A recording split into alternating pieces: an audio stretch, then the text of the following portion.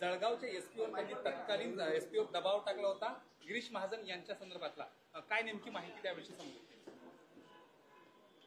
खरं म्हणजे आता सीबीआयने जी चार्जशीट दाखल केलेली आहे त्या चार्जशीटमध्ये स्पष्टपणे त्यांनी सांगितलेलं आहे कशा प्रकारे गिरीश महाजनांवर मोका लागला पाहिजे, गिरीश महाजनांवर खोट्या केसेस लागल्या पाहिजे, याकरता वारंवार गृहमंत्री म्हणून अनिल देशमुख यांनी त्या ठिकाणी दबाव टाकला आणि हे गुन्हे दाखल करायला लावले. खरं म्हणजे या संदर्भातले ऑडिओ व्हिज्युअल पुरावे मी स्वतः दिले होते आणि त्याच्यावरच सीबीआयकडे केस झाली आणि त्या केसमध्ये सीबीआयने पुराव्यासहित कोर्टामध्ये चार्जशीट दाखल केलेली आहे. त्यामुळे महाविकास आघाडीच्या सरकारमध्ये कशा प्रकारे विरोधी पक्षाच्या आमदारांना मोका लावणे, खोट्या केसेस टाकणे, खोट्या केसेसमध्ये फसवणे याची मोडस ऑपरेंडी होती हे आपण सगळ्यांनी नीट बघितलेलं आहे. श्याम मानवाने तुमच्यावर देखील अशा पद्धतीचा आरोप केलेला आहे. बघा, पहिली गोष्ट तर इतके वर्ष श्याम मानव मला ओळखतात, त्यामुळे त्यांनी पहिल्यांदा अशा प्रकारचे आरोप करायच्या आधी मला विचारायला हवं होतं. पण दुर्दैवाने मला असं वाटतं की इकोसिस्टीममध्ये अलीकडच्या काळात सुपारीबाज लोक घुसलेले आहेत, सुपारी घेऊन बोलणारे लोक घुसलेले आहेत. दुर्दैवाने त्यांच्या नादी श्याम मानव लागले का असा प्रश्न मला पडतो.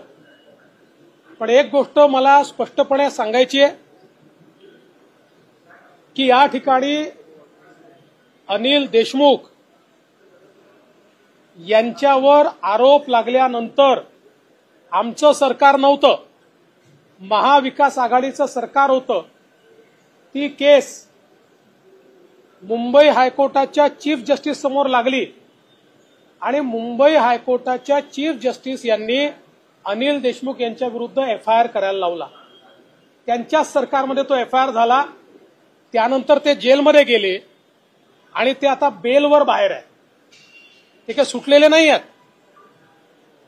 100 कोटीच्या वसुलीच्या केसमध्ये ते जेलमधनं बेलवर बाहेर आलेले आहेत. आणि मी एक गोष्ट अतिशय स्पष्टपणे सांगतो, मी आजपर्यंत बोललो नव्हतो. ते सातत्याने आरोप करतायत तरी मी शांत आहे, कारण मी अशा प्रकारचं राजकारण करत नाही, कोणावर डूक ठेवून राहत नाही. पण माझा एक सिद्धांत पक्का आहे, मी कोणाच्या नादी लागत नाही, कोणी नादी लागलं तर सोडत नाही. मी आज तुम्हाला स्पष्टपणे सांगतो आणि माझं त्यांनाही सांगणं आहे, कारण त्यांच्याच पक्षाच्या लोकांनी त्या काळातल्या त्यांचे काही ऑडिओ व्हिज्युअल हे मला आणून दिलेले आहेत. त्यामध्ये ते उद्धव ठाकरेंबद्दल काय बोलतायत, ते पवार साहेबांबद्दल काय बोलतायत, या संपूर्ण जे आरोप आज आमच्यावर लावतायत त्या संदर्भात ते काय बोलतायत, वाझेवर ते काय बोलतायत, या सगळ्या गोष्टी आहेत. माझ्यावर वेळ आली तर मला त्या पब्लिक कराव्या लागतील. मी अशा प्रकारचं राजकारण करत नाही. पण रोज जर कोणी खोटं बोलून या ठिकाणी नरेटिव्ह सेट करण्याचा प्रयत्न करत असेल तर त्यांनी एवढं लक्षात ठेवावं, देवेंद्र फडणवीस पुराव्याशिवाय कधीच बोलत नाही. सर, कल यूनियन बजट आया, उस पर राहुल गांधी ने कहा कि ये ठाण्यामध्ये 1.5 महिना पाकिस्तानात जाऊन एक सनद लग्मा म्हणून असं नाव आहे, म्हणजे 1.5 महिन्यात पाकिस्तानातून करण्याची माहिती येते. एकंदरीत फसवणूक झालेली दिसून येते. याच्या संदर्भात या संदर्भात अगदी सखोल चौकशी केली जाईल आणि सखोल चौकशी करून त्या संदर्भात योग्य ती कारवाई केली जाईल. सर, तुम्हाला एकंदरीत टार्गेट केलं जातं मनोज जरांगे असं आहे. आता मनोज जरांगेंची जी केस आहे ही 2013ची केस आहे. यापूर्वी देखील त्या केसमध्ये त्यांचा नॉन बेलेबल वॉरंट निघाला, तो त्यांनी जाऊन कॅन्सल केला. कुठल्याही क्रिमिनल केसमध्ये जर तुम्ही तारखेवर हजर राहिला नाहीत तर त्या ठिकाणी नॉन बेलेबल वॉरंट निघतो. तो नॉन बेलेबल वॉरंट तुम्ही तारखेवर हजर राहिला की तो रद्द होतो. तशाच प्रकारे मागच्या काळातही त्यांचा असा वॉरंट निघाला, तो त्यांनी जाऊन कॅन्सल केला. आता पुन्हा ते तारखेवर गेले नाहीत, त्यामुळे पुन्हा त्यांचा वॉरंट निघालाय. त्याच्याशी आमचा कोणाचाही संबंध नाहीये. ते जर तारखेवर गेले तर जज तो वॉरंट कॅन्सल करतील. आमच्याबद्दल असे वॉरंट निघाले आहेत यापूर्वी. आमच्यावर अनेक आंदोलनाच्या केसेस आहेत. त्या केसेसमध्ये जेव्हा जेव्हा आम्ही गेलो नाही त्यावेळी आमच्यावर वॉरंट निघाले. आम्ही जाऊन त्या ठिकाणी सांगितलं आम्ही हजर झालो तर ते वॉरंट रद्द होतात. पण मी काही त्यांना दोष देणार नाही. मागच्याही वेळी उपोषणाच्या शेवटी ते माझ्या आईवर बोलले होते. मग नंतर त्यांनी माफी पण मागितली आणि सांगितलं की जरा उपोषणाने माझ्या डोक्यावर परिणाम झाला होता किंवा मला त्रास झाला होता, त्यामुळे मी रागारागात बोललो. आपण असं समजूया की आता उपोषणामुळे पुन्हा त्यांचा संताप झाला आणि ते या संदर्भात बोलले.